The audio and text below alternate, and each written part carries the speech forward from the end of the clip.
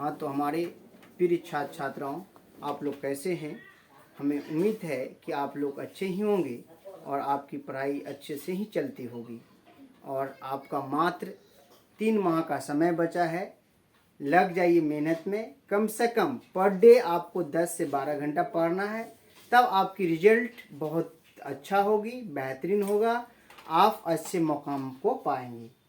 तो आज आइए क्लास 10th की ज्योग्राफी से भारत संसाधन एवं उपयोग से लिया गया है। इसका 2 वीडियो पहले डाला जा चुका है। आप पार्ट थर्ड का वीडियो आज डाल रहे हैं, आप उसको देख लेंगे। या पहले वाला 2 वीडियो नहीं देखे हैं तो उसको जा करके आप देख सकते हैं। तो आइए, पहला क्वेश्चन है, एल्युमिनियम बनाने के लिए किस खनिज की आवश्यकता होती है? माय डियर्स, एल्युमिनियम जो बनता है वो बॉक्साइट से बनता है, और बॉक्साइट का सबसे बड़ा खान कहाँ है? राजस्थान में, याद रखेंगे। बॉक्साइट से बनता है, बॉक्साइट। तो बॉक्साइट से बनता है, याद रखेंगे, बॉक्साइट से। इसका कच्चा माल होता है बॉक्साइट। तो आइए नेक्स्ट है, देश में तांबा का कुल भंडार कितना है? भंडार की बात कर रहे हैं। 125 करोड़ टन, 125 करोड़ टन, याद रखेंगे कितना है? 125 करोड़ टन। तो तांबा, याद रखेंगे, तांबा के कुल भंडार कितने हैं? तो 125 करोड़ टन है। अब आइए बिहार झारखंड, ये दोनों राज्य मिला करके, अभी 2 राज्य, पहले एक ही राज्य था बिहार, लेकिन बिहार से झारखंड कब छटा? माय डियर्स, आपको याद होगा 15 नवंबर 2000 को बिहार अलग हो गया।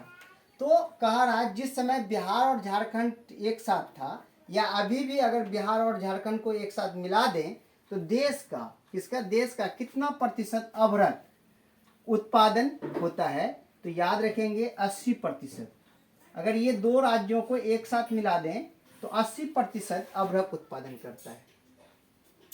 अब आइए, सीमेंट उद्योग का सबसे प्रमुख कच्चा माल, यानी सीमेंट बनता किससे है, ये बात पूछ रहा है। सीमेंट उद्योग का सबसे प्रमुख कच्चा माल क्या है? तो आप ये जानेंगे कि इसका है चूना पत्थर। क्या है? चूना पत्थर। पत्थर, चूना पत्थर। क्या है? चूना पत्थर। किस राज्य में खनिज तेल का विशाल भंडार है? किस राज्य में खनिज तेल का विशाल भंडार है? माय डियर्स, याद रखेंगे, राज्य पूछ रहा है तो ये असम है। कहाँ है? असम। जो सबसे पहला तेल यही असम के दिग्बॉय नामक स्थान से मिला था। और दिग्बॉय का आपको आप लोग सुनाए थे।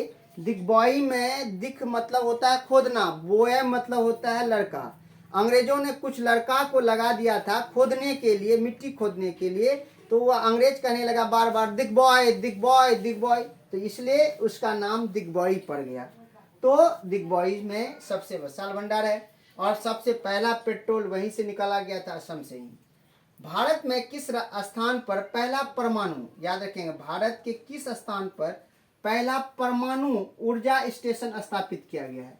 भारत का पहला परमाणु ऊर्जा, तारापुर, याद रखेंगे, ये कहाँ है? महाराष्ट्र में, तारापुर। ये तारापुर में पहला परमाणु ऊर्जा स्टेशन स्थापित किया गया था। अब आइए, और नवीकरणीय ऊर्जा कौन है? तो और नवीकरणीय का मतलब होता है कि वैसे ऊर्जा जो एक बार हम यूज कर लें और दोबारा प्रयोग में नहीं आए और जल करके वो खत्म हो जाए, तो उसे कहते हैं अनवीकरणीय। और नवीकरणीय किसे कहते हैं? जो पुनः पूर्ति हो जाए वो नवीकरणीय। तो अनवीकरणीय कौन कौन है? तो कोयला है, आपका पेट्रोलियम है, खनिज है, ये सब क्या है? अनवीकरणीय। तो आप लिख दीजिए कोयला,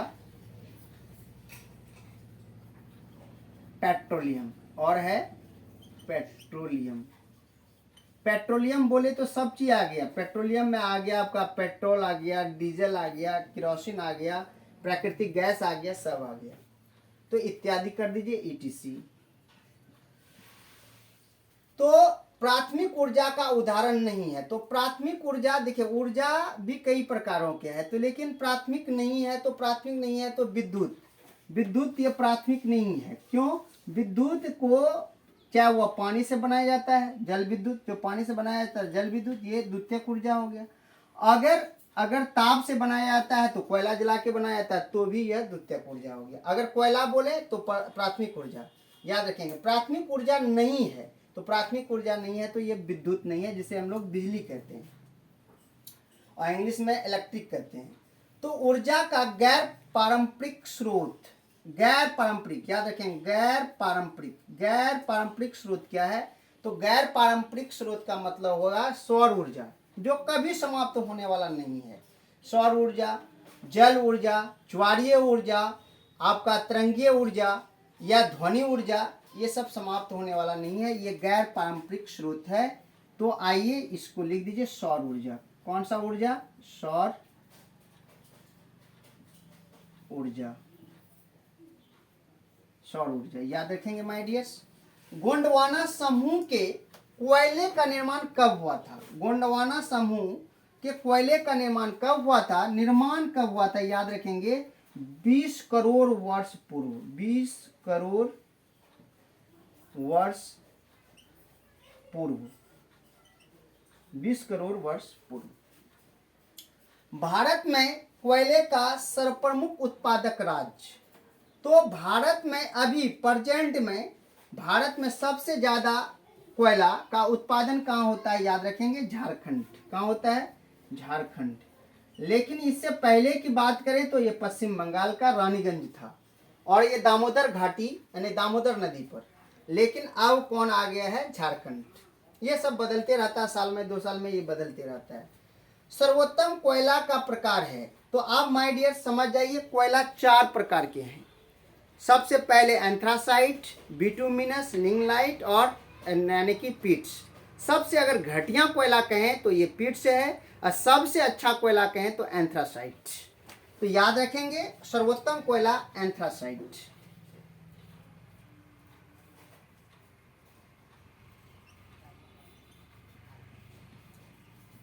एंथ्रासाइट याद रखेंगे। एंथ्रासाइट में लगभग 70 से 90% कार्बन होता है और इस कोयला को कोयला ही नहीं काला सोना भी कहा जाता है। याद रखें माय डियर्स, इसे काला सोना भी कहा जाता है।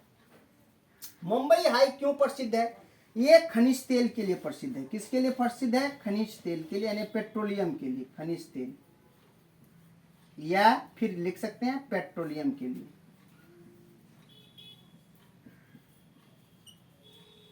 पेट्रोलियम के लिए प्रसिद्ध है। भारत का प्रथम तेल शोधक कारखाना कहाँ स्थित है?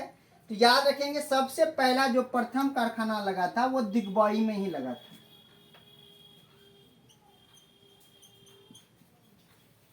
दिग्बॉई में लगा था, ये असम में है। दिग्बॉई कहाँ है? असम में। अब आइए, प्राकृतिक गैस किस खनिज के साथ पाया जाता है? तो ये पेट्रोलियम के साथ पाया जाता है। पेट्रोलियम के साथ पाया जाता है। तो फिर आइए नेक्स्ट कह रहा है ये प्राकृतिक गैस, याद रखेंगे प्राकृतिक गैस किस खनिज के साथ पाया जाता है? तो ये पेट्रोलियम के साथ पाया जाता है। भाखड़ा नांगल, ये याद रखेंगे, ये कई बार बहुत भी आई क्वेश्चन है, कई बार पूछा गया है। भाखड़ा नांगल तू नागल कहने का मतलब ये परियोजना कहाँ से है, किस नदी पर है? तो याद रखेंगे सतलज नदी पर है। कौन सा नदी पर? सतलज, सतलज नदी,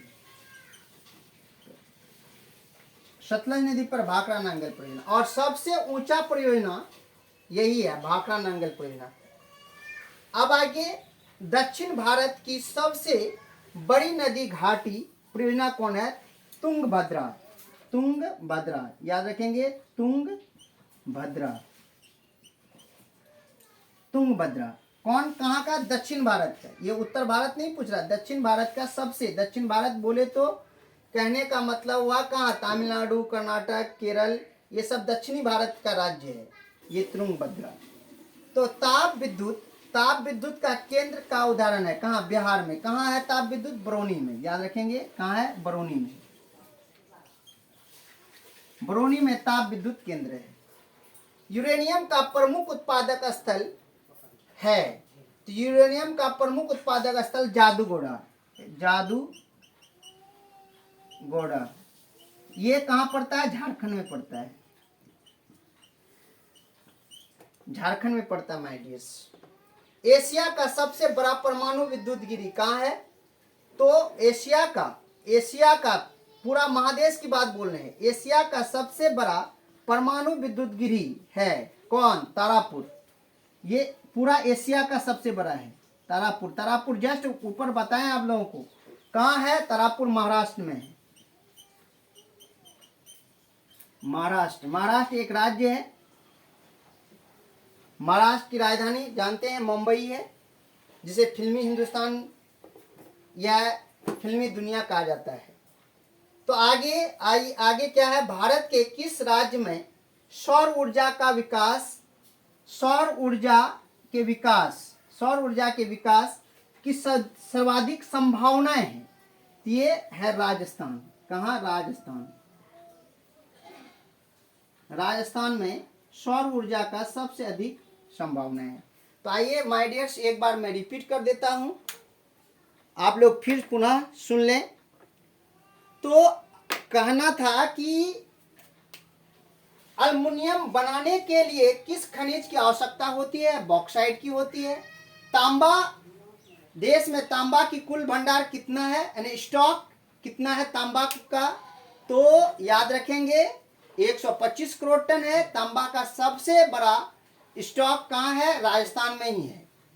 बिहार झारखंड में देश का कितना प्रतिशत अभ्रक उत्पादन होता है? 80%।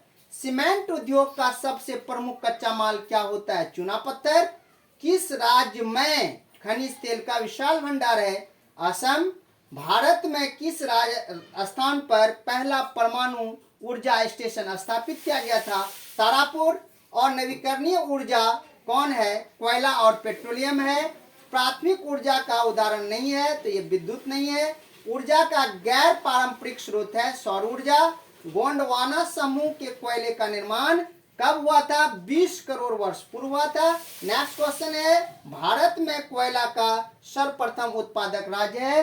तो सबसे ज्यादा उत्पादन हो रही है, सर्वप्रमुख उत्पादक राज्य है अभी झारखंड। और सबसे पहले जो कोयला का उत्पादन हुआ था वो पश्चिम बंगाल रानीगंज में हुआ था, दामोदर नदी में, दामोदर नदी के घाटी में।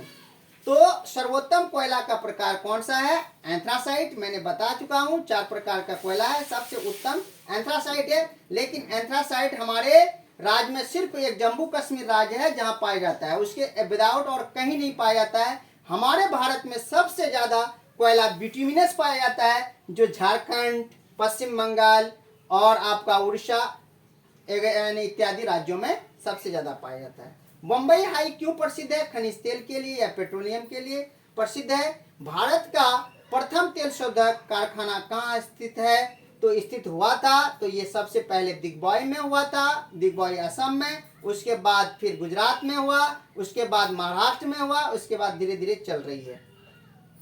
प्राकृतिक गैस किस खनिज के साथ पाया जाता है? पेट्रोलियम के साथ पाया जाता है। भाखड़ा नांगल परियोजना किस नदी पर अवस्थित है? ये सतलज नदी पर है। और दक्षिण भारत की सबसे बड़ी नदी घाटी परियोजना कौन है?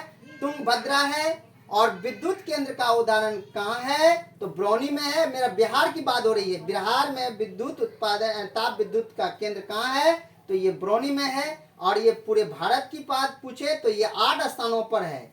ताप विद्युत केंद्र लगभग 8 स्थानों पर है जहाँ की ताप से विद्युत बनाया जाता है। यूरेनियम का प्रमुख उत्पादक स्थल कहाँ है? जादूगोड़ा में, झारखंड में है। तो एशिया का सबसे बड़ा परमाणु विद्युत गिरी कौन है? तारापुर महाराष्ट्र में। और भारत के किस राज्य में सौर ऊर्जा का विकास सर्वाधिक संभावना है, विकास की ज्यादा विकास होने की संभावना है? तो वह राजस्थान में है। जहाँ जानते हैं राजस्थान क्या है कि ये ताप से ही मरुस्थल का रूप धारण कर चुका है। यहाँ बहुत जल की मात्राएं बहुत कम है। यहाँ ज्यादातर भाग मरुस्थल है जिसे हम लोग थार मरुस्थल के नाम से जाने जाते हैं। तो आइए माय डियर्स, ज्यादा डिस्कस नहीं कर पाएंगे क्योंकि वीडियो लंबा हो जाएगी। और मेरा निवेदन है कि आप वीडियो को जरूर समय निकाल करके 1 से 2 बार सुन ले, कम से कम देख लें, तो आपकी सबसे बेसिक पॉइंट आपका ही मजबूत होगा और सबसे ज्यादा और सबसे आगे आपका ही रिजल्ट रहेगी। इसी के साथ मैं अपनी वाणी को विराम देता हूँ। जय हिंद, जय भारत।